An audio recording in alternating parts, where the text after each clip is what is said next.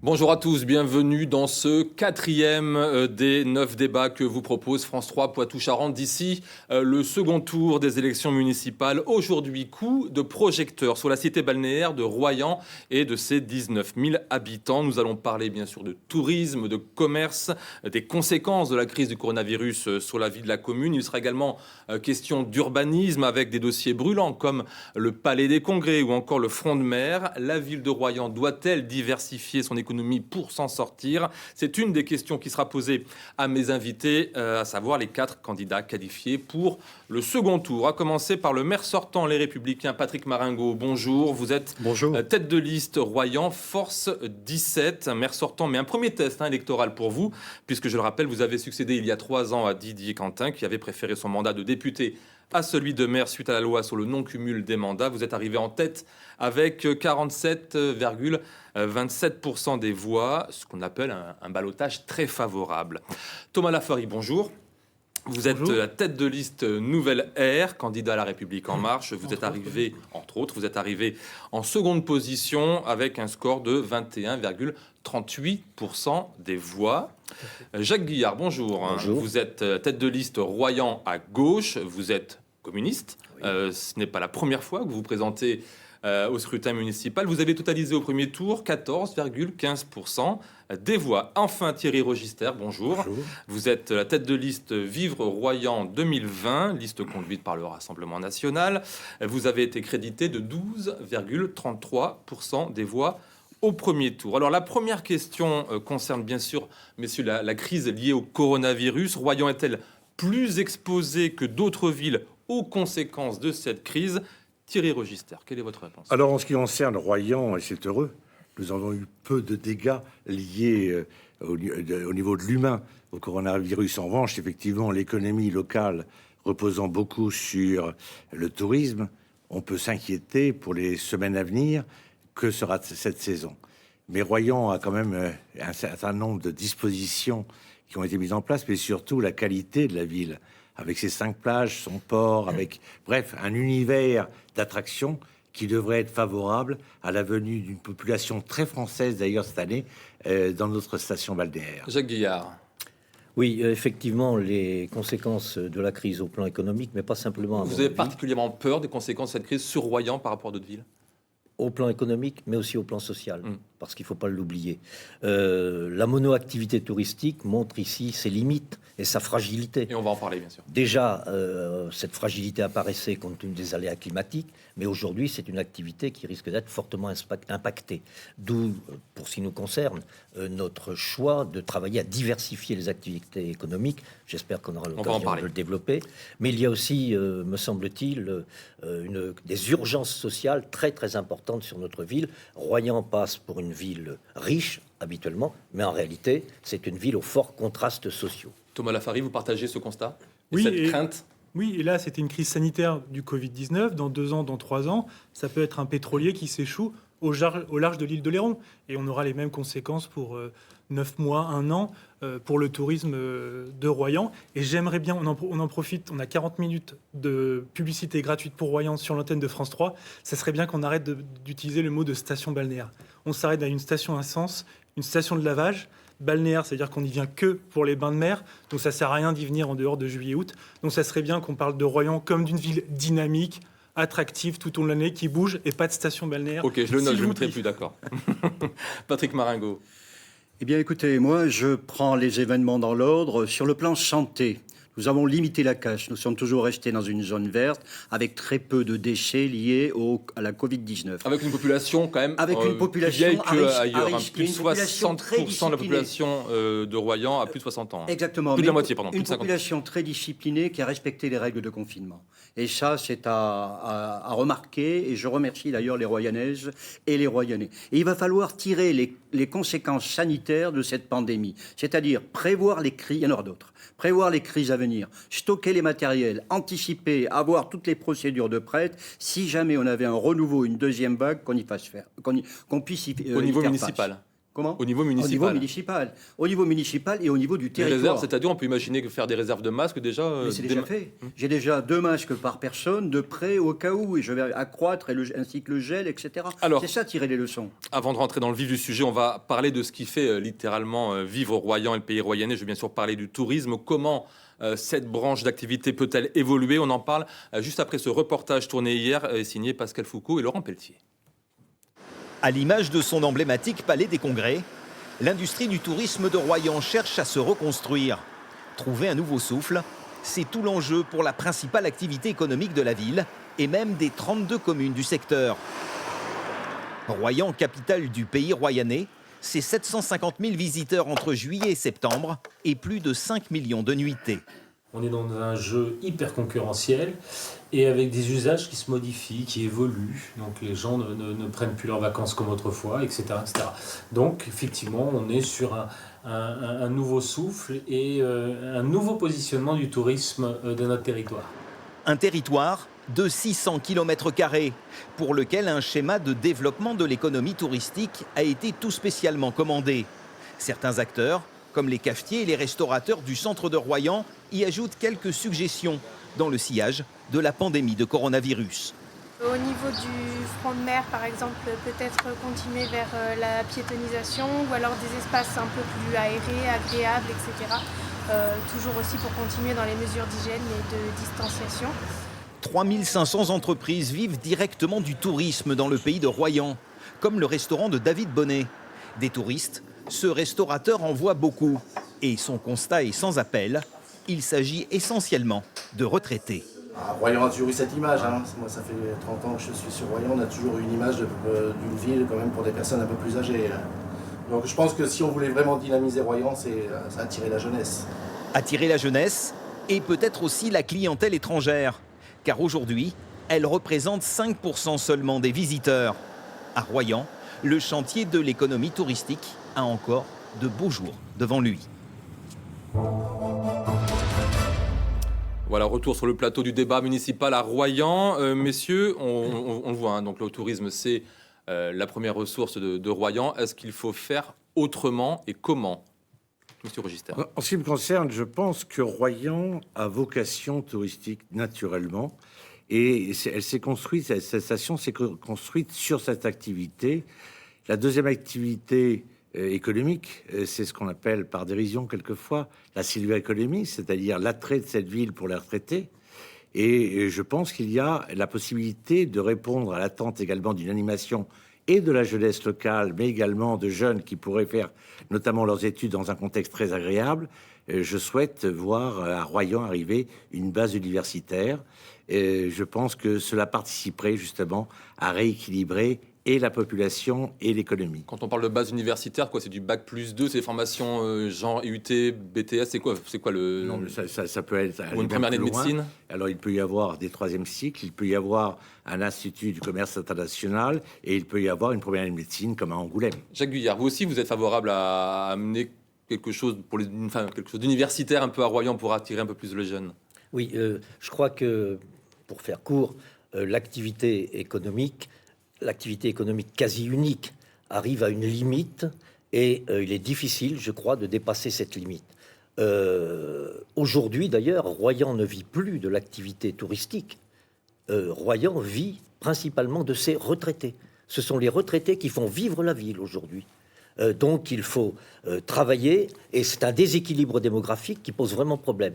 Donc il faut travailler à attirer une population jeune qui puisse s'installer de façon définitive sur la ville, et pour ça il faut qu'elle trouve des emplois pérennes. Et nous proposons une diversification de l'activité économique. Très concrètement, avec une zone industrielle, une vraie industrie à Royan, laquelle? Effectivement, depuis des années, nous plaidons pour que on travaille à développer des activités productives, des industries, bien évidemment des industries de haute technologie générant des emplois qualifiés, demandant peu d'infrastructures et générant peu de flux et peu de pollution.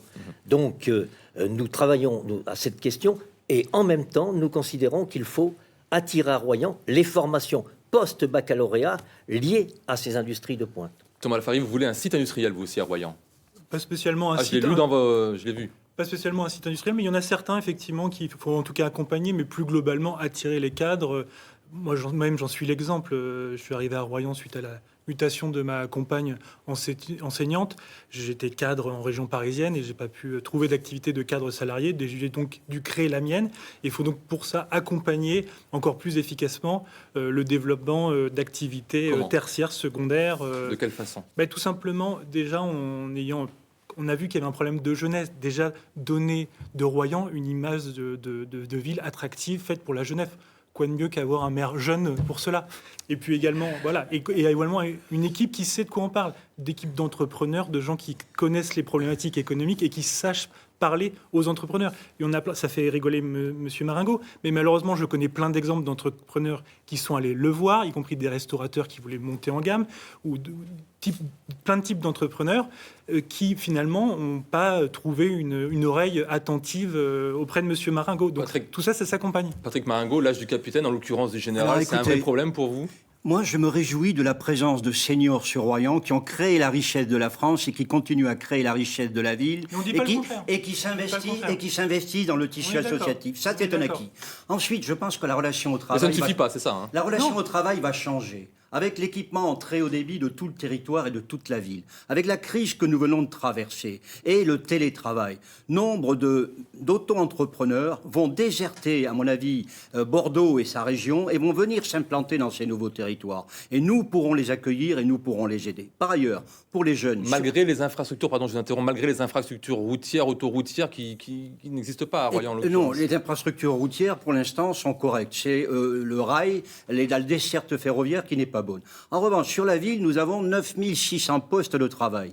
Et vous en avez 4005 qui sont occupés par des Royanais, le reste par des non-Royanais. Ce qu'il faut, c'est fidéliser ces personnes, ces actifs qui travaillent à Royan, mais qui ne vivent pas à Royan, qui ont des familles, qui sont des jeunes, etc.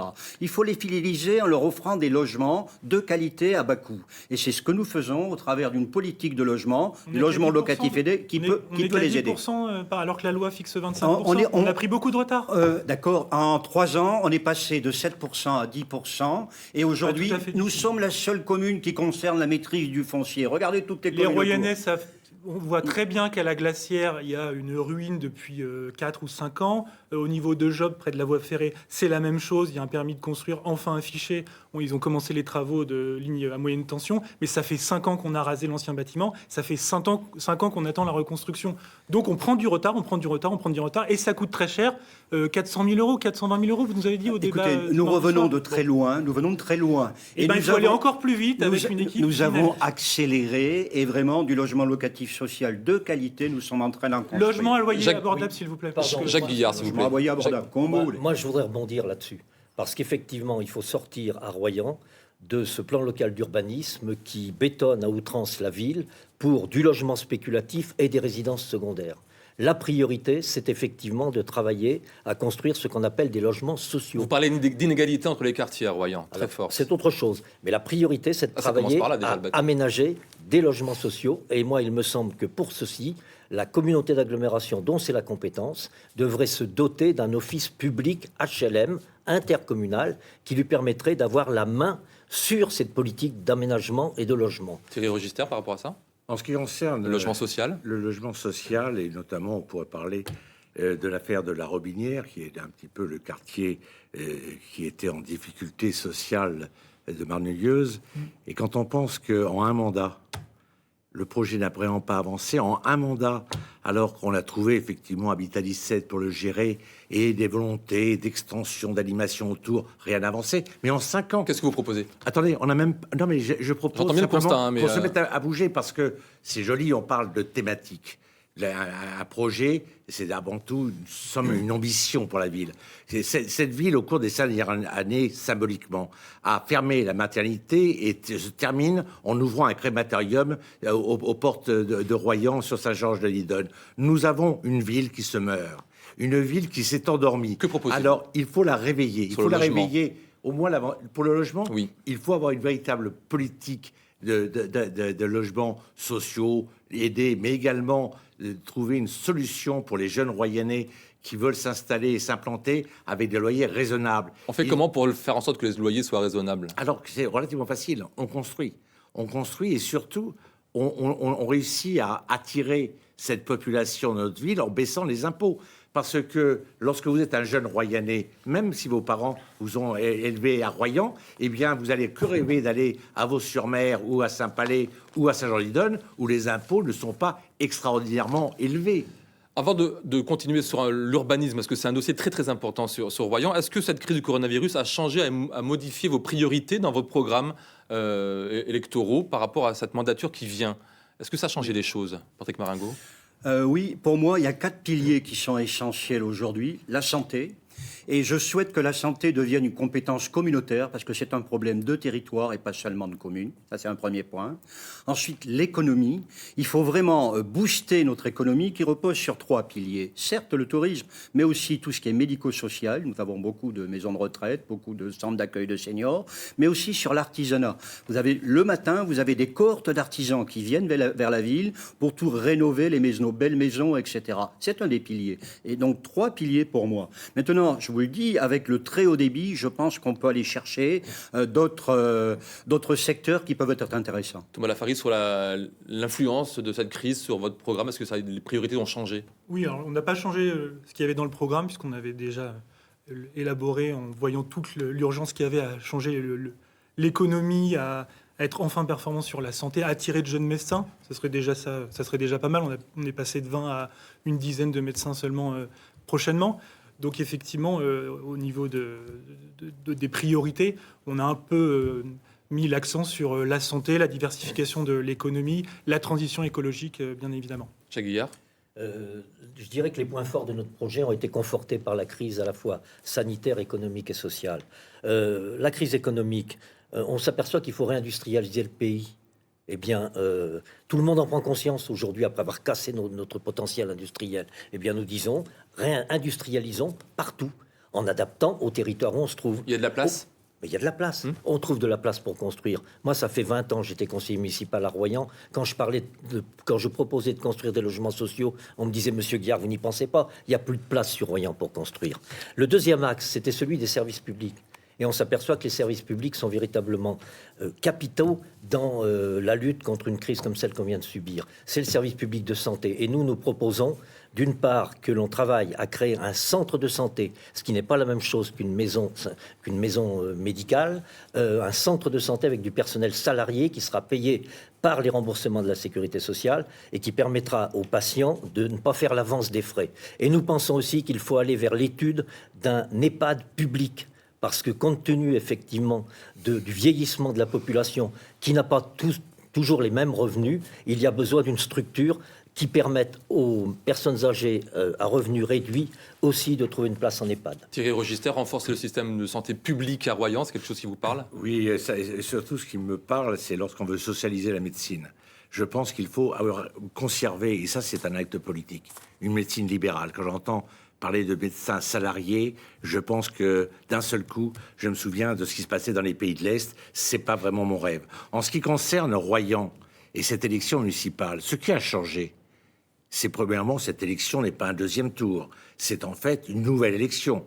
L'électeur lambda imagine que le premier tour, en mars dernier, c'était un siècle dernier. En revanche, ce que les Français ont découvert grâce à cette crise parfaitement mal gérée, c'est la responsabilité de l'ensemble des gouvernements depuis des années, des décennies, qui ont supprimé l'État stratège pour se soumettre aux diktats européens et qui, en plus, ont abandonné leur capacité de gestion. Eh bien, c'est ces 2 points-là, État stratège et État gestionnaire, que je veux mettre également au service de la ville. Patrick Maringot, la piétonisation du front de mer, voilà une décision que vous avez prise entre les 2 tours de cette élection qui n'était pas prévue au départ? Écoutez, je vais faire plaisir à Thomas Lafaris. J'ai mis 3 réunions publiques avant de la prendre. Pourquoi? Vous auriez dû lire notre programme, hein, c'était déjà dedans. Pourquoi? Parce que nous avions instauré la zone bleue en cœur de ville qui déportait vers le front de mer un tas de stationnements. Pourquoi? Parce que j'ai en tête le facteur sécuritaire et le risque d'attentat.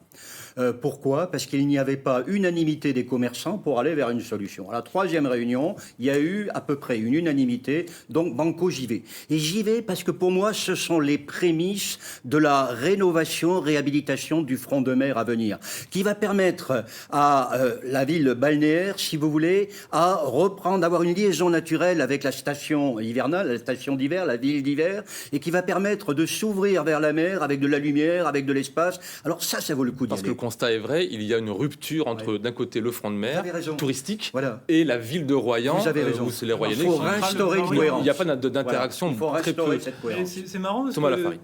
il y a des études qui ont déjà été faites il y a 10 Pour ans. vous, le front de mer, c'est le dossier La le plus mobilité brûlant, du hein. marché central jusqu'au front de mer. Il ne faut pas parler que du front de mer, c'est un tout, le centre-ville, avec les commerçants, les restaurateurs, les glaciers, etc. Alors on fait quoi? Mais Patrick Maringo, on a l'impression qu'il n'a pas été aux responsabilités pendant 6 ans. Il était premier adjoint, il était maire. Ça fait 10 ans déjà de ça. Il y a un de mes colistiers qui était déjà adjoint à l'urbanisme à ce moment-là, qui m'a dit qu'il y a des études qui ont été faites pour réhabiliter les galeries Botton, la plage Charles de Gaulle, bref, pour casser cette barrière entre le boulevard Briand et le front de mer. C'est resté comme beaucoup de choses dans cette, géré par cette municipalité conservatrice depuis 25 ou 30 ans, dans les tiroirs. On n'a pas avancé. Donc Patrick Maringo nous fait des promesses. Qu'avez-vous fait en 6 ans? Alors, à part la zone bleue? Très bien. Monsieur Lafargue, quand vous êtes aux affaires, vous apprenez à gérer les priorités, en particulier d'un point de vue financier.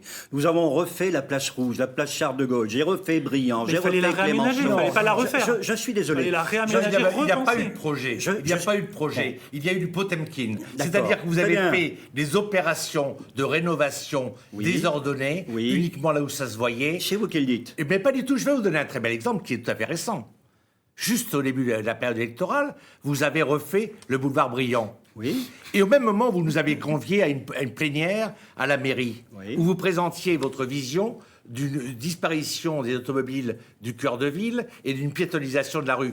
Pourquoi avoir commencé les travaux? Je pense que vous avez mal interprété J'ai les totalement propos. interprété, on aurait dû Non, lui non, dire vous avez mal interprété. Écoutez, moi je vous dis que il faut réinventer et réenchanter le front de mer. Il faut que les croisières fluviales Je parlais du boulevard Briand. qui arrivent depuis Bordeaux tombent sur vraiment un nouvel attrait, une nouvelle façade de notre station Mais elles balnéaire. arrivent là à la fin de l'été. Hein. Non, C'est trop oui, tard. Le front de mer, il est déjà je popularisé sais bien, depuis je longtemps. sais bien. Jacques mais Guillard sur ce il nous sujet faut du un front de peu mer, temps. s'il Oui, vous je plaît, ne crois messieurs. pas que de toute façon on aura réglé la question du front de mer à la fin de l'été. Donc c'est clair, voilà, vous avez raison. prenons le temps. Ceci dit, tout axé sur la réhabilitation du front de mer, ça correspond à une conception du développement et de l'évolution touristique de notre site, de notre ville, qui veut aller vers ce qu'on appelle une montée en gamme, qui veut en finir avec le tourisme de masse. Moi, je voudrais qu'on m'explique, qu'on soit clair, qu'est-ce que ça signifie en finir avec le tourisme de masse et aller vers une montée en gamme de la station. Si effectivement il s'agit de rompre avec un tourisme populaire et familial pour tenter d'attirer un tourisme friqué, personnellement et avec ma liste, nous ne nous inscrivons pas dans cette orientation. Il faut que notre ville reste une ville qui accueille un tourisme populaire, un tourisme familial. Et il faut arrêter de rêver sur ces touristes pleins aux as qui viendraient redonner de la vigueur à notre station. Il faut travailler sur la réhabilitation du front de mer pour le rendre plus agréable. Mais une dernière chose, ça ne peut se faire aussi que dans la cohérence avec la qualité de la vie de tous les quartiers et notamment les quartiers périphériques. Thierry Register, vous n'êtes pas trop sur la piétonisation, vous préférez les voitures. Alors, soyons clairs. En ce qui concerne notamment l'avenue de Pontaillac pour la conche de Pontaillac et le front de mer, depuis des décennies, j'attends qu'une seule chose, c'est que l'été, ça soit rendu aux piétons. Là où je combats, c'est je veux l'accessibilité. C'est dans les cartons, ça, non? D'ailleurs, l'accès piéton de Pontaillac jusqu'à... Pas pour l'instant. Non, pas pour l'instant. Mais en ce qui concerne le discours de M. Guillard, on est dans la lutte des classes. On ne peut pas avoir un tourisme de qualité et un tourisme populaire à la fois. À ma connaissance, il n'y a personne qui va voir un tour opérateur pour aller voir les tours de Nanterre. En revanche, ce sont bien les touristes populaires installés à Sainte-Maxime ou à Draguignan qui s'offrent un week-end à Saint-Tropez. C'est-à-dire qu'à un moment donné, par provocation, je dirais à M. Guillard, il faudrait presque subventionner les riches pour faire plaisir aux pauvres. Parce qu'à un moment donné, les vacances, c'est un moment de loisir, c'est un moment de plaisir.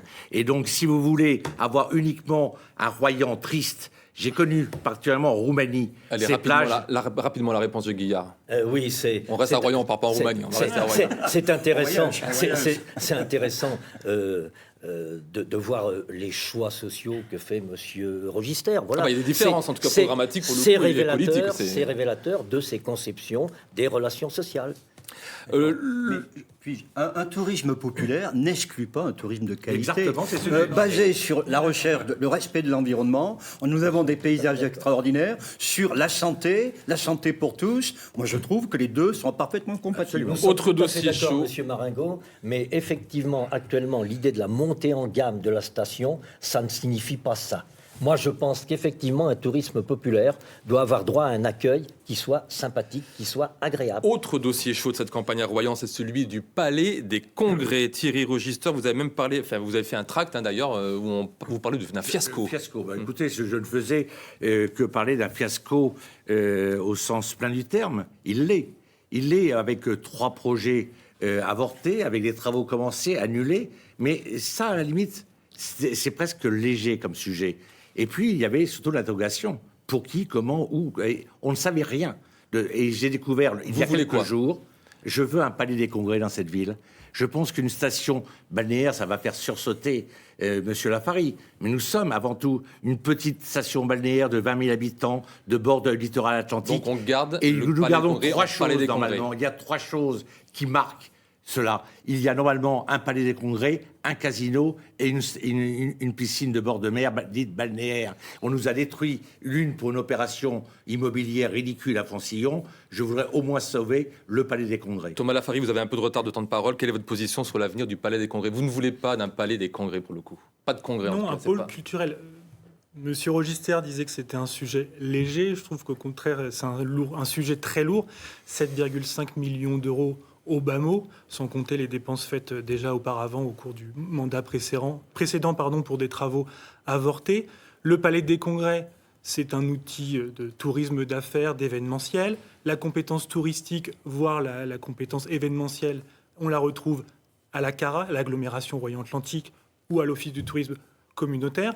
Donc il aurait été logique en préambule, avant de commencer une rénovation qui effectivement s'impose au niveau urbanistique et architectural pour respecter le Royan des années 50, il aurait été logique de transférer les palais des congrès à la CARA pour permettre d'alléger les finances de Royan, qui est une ville déjà surendettée. Le président de l'agglomération... On est sur un projet à 8 millions d'euros à peu près, hein, c'est ça? Oui, c'est hein? ça. Jean-Pierre Tallieu a bien défini Le président de la chose. communauté Ouais, d'agglomération exactement. Il a dit, Royan-Atlantique. voilà, maintenant que le camion est dans le fossé, on vient chercher la dépanneuse. La dépanneuse, c'était la CARA. Moi, je dis, une fois qu'on sort le camion du fossé, on change aussi de chauffeur. C'est logique. Avant d'avoir le point de vue de Monsieur Maringo, Monsieur Guillard, par rapport à ce dossier du Palais des Congrès, vous avez une idée précise aussi sur le devenir là, de ce bâtiment? Personnellement, je ne suis pas favorable au transfert de tout et n'importe quoi à la CARA, parce que avec la loi NOTRe, on voit... On va parler un peu de la situation par rapport à la CARA juste après. On en parlera ensuite. Donc, je pense qu'on a besoin à Royan d'un grand centre culturel qui manque sur la ville. Le Palais des Congrès fait partie du patrimoine architectural de notre ville. Donc, le réhabiliter, ça semble tout à fait légitime à un moment donné. Mais s'il n'y a pas de besoin identifié, on risque d'aller vers un immense gâchis. Donc, moi, je plaide pour un grand centre culturel. Juste une dernière chose là-dessus. Ce grand centre culturel pourrait constituer un pôle avec un autre pôle qui se trouve à l'opposé dans la ville, qui s'appelle le centre À l'est de socio-culturel. Royan. Patrick Maringo. Écoutez, réussir la réhabilitation du palais, c'est éviter sa destruction comme a été détruit l'ancien casino municipal. Pour moi, ce sera le haut lieu culturel de rencontre, le point zéro et d'animation de la ville, qui accueillera des événements culturels, qui accueillera des événements professionnels, des manifestations publique et associative. Un principe de modularité, on pourra accueillir entre 400 et 1600 convives, une gestion-exploitation, une société publique locale avec la ville principale actionnaire et la CARA via l'OTC qui sera actionnaire secondaire. Les esprits n'étaient pas prêts à l'époque. Aujourd'hui, ils le sont, et nous pourrons monter ce projet et 2 municipalités s'y sont cassées les dents, je le réussirai.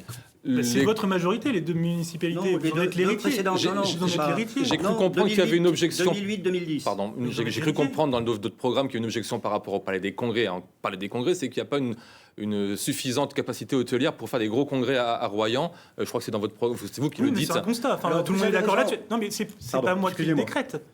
Monsieur Maringo a voulu faire une délégation en faisant un appel d'offres pour qu'une société vienne exploiter le Palais des Congrès en persistant dans l'idée qu'on pouvait faire des congrès à Royan. Il n'y a pas de desserte ferroviaire, il n'y a pas de desserte autoroutière, il n'y a pas assez de chambres d'hôtel. C'est inexact, monsieur Il y a- Lafari. il y a C'est l'appel inexact. d'offres Il y a eu qui est 28 rentré. sociétés qui sont venues enlever des dossiers. Mais zéro 28, réponse positive. Zéro réponse. Oui, voilà. Pourquoi Exactement. Pourquoi Parce Parce qu'il que y c'est avait pas la viable. même confusion C'est pas viable. qu'il y a Eh bien, autour de cette table. eh bien, la nous- même confusion. Parce que c'est un pas palais des viable. congrès, voyez-vous, ça sert à faire des congrès. Non, de Ça sert à faire des l'événementiel au sens congrès. large, Et pas si on que des dit congrès. que le dimanche est réservé pour les balles, le mercredi pour ceci ou pour cela, et qu'il n'y a aucune possibilité de gestion, il s'agit actuellement, autour de ce sujet-là, de venir à un point sérieux.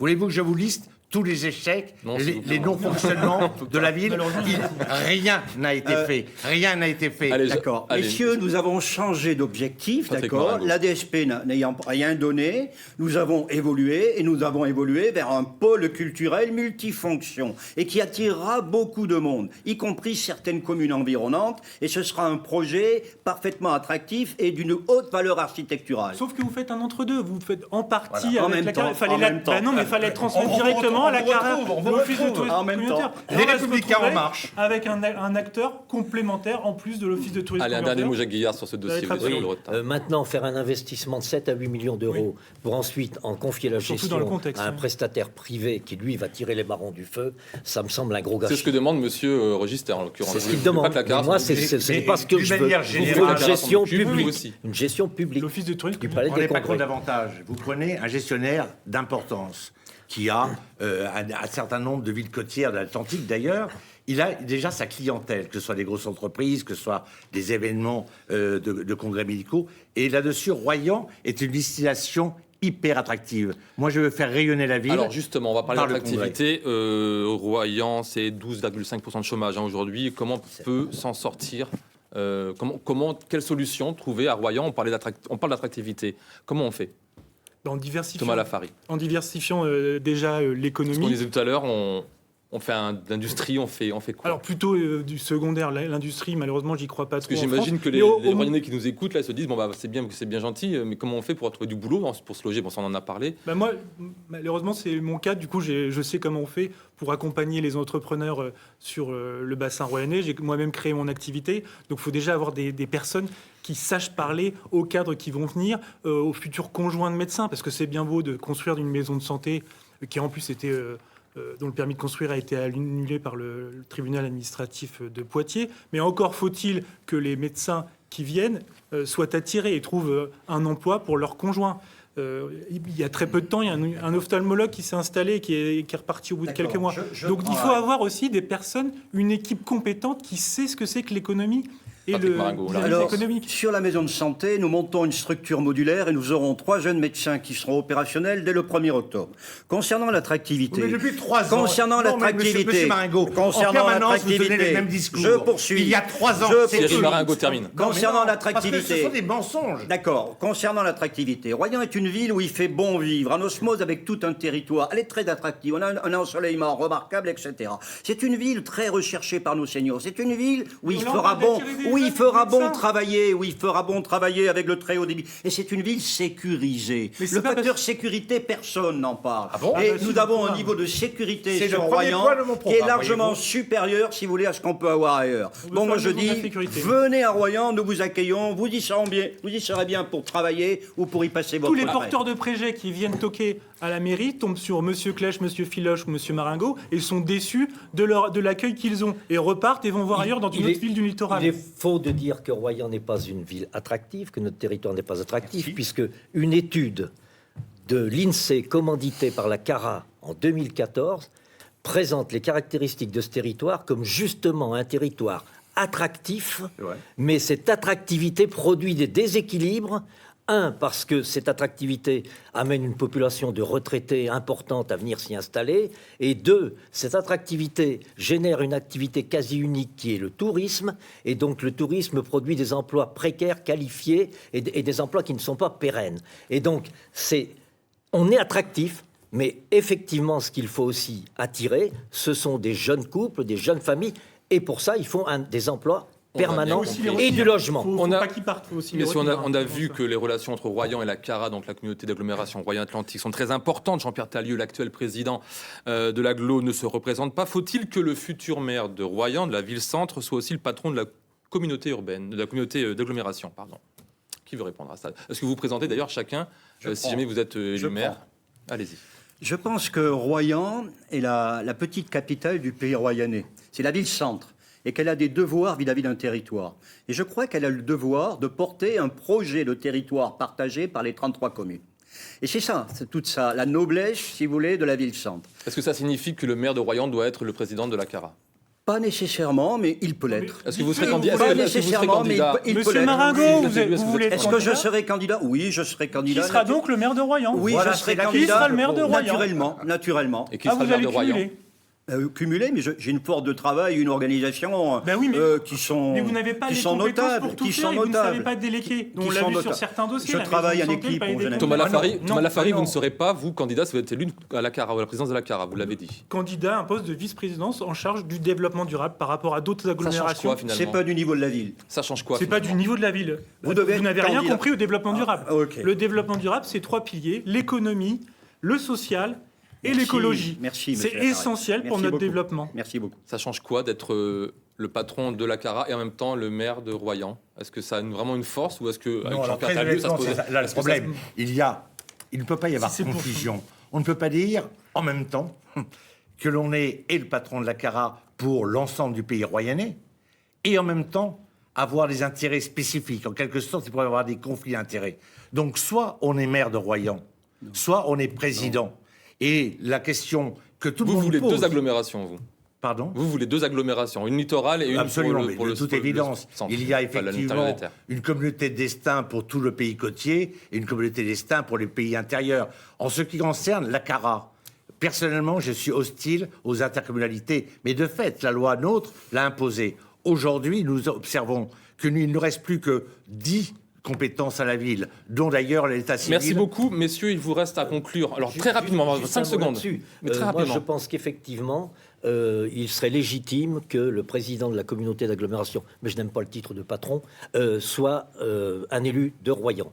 Et d'ailleurs, Jean-Pierre Tailleux était élu de la Tremblade quand il était président de la CARA. Philippe Most Il était pas maire. Il était maire. Il était pas Jean-Pierre maire, Tailleux à la était fin. maire de Il la a été Tremblade. Au Il était début. maire de la Tremblade jusqu'à il y a 2 ans. Il était président On de a la bien CARA. compris votre Philippe positionnement. Most était maire Merci de beaucoup, Royan. messieurs. Il était vous reste à président de chacun la 30 CARA. secondes pour conclure et on commence avec vous, Thierry Register. 30 secondes, pas de plus. C'est parti. Eh bien, cette élection est très particulière. Elle arrive psychologiquement et politiquement à une période embêtante, gênante pour les tenants du pouvoir. On a vu effectivement, depuis 3 présidents successifs, l'abandon de l'État stratège. On a vu l'abandon de l'État gestionnaire, mais surtout, les Français ont pu observer en France l'impréparation et nous avons aujourd'hui à donner aux Français une qualité de gestionnaire. Merci beaucoup. Jacques Guillard, s'il vous plaît, vous de conclure. Bien, moi, je conclurai sur l'enjeu de ce deuxième tour. Il va y avoir, à l'issue de ce deuxième tour, plusieurs composantes de la droite qui vont siéger au conseil municipal. La droite autoritaire, en l'occurrence représentée par les Républicains, la droite nationaliste, représentée par le Rassemblement national, M. Register, et la droite gouvernementale, avec M. Lafari. Eh bien, ce qui est décisif, c'est de faire en sorte que la gauche pèse le plus fortement possible dans ce conseil municipal pour faire avancer des projets sociaux et économiques. Merci beaucoup, Thomas Lafari. Pourquoi voter pour vous? La crise sanitaire, la crise économique a montré l'urgence de repenser de vieux modèles. L'urgence aussi, on l'a évoqué, tous les projets qui ont été mal gérés depuis des années par l'équipe, la majorité conservatrice en place. Donc maintenant, il est temps, plutôt que de se faire piller les idées par M. Maringot, au lieu de voter pour une pâle copie, voter pour l'original, voter pour une équipe, des compétences et surtout tout un collectif avec la liste Nouvelle Ère, tout simplement. Merci beaucoup. Patrick Maringot, à vous de conclure. Vous avez 30 secondes. Écoutez, la crise est encore devant nous. Et je pense qu'il faudra un capitaine de crise à la tête de la ville et à la tête du territoire pour animer, pour rassembler.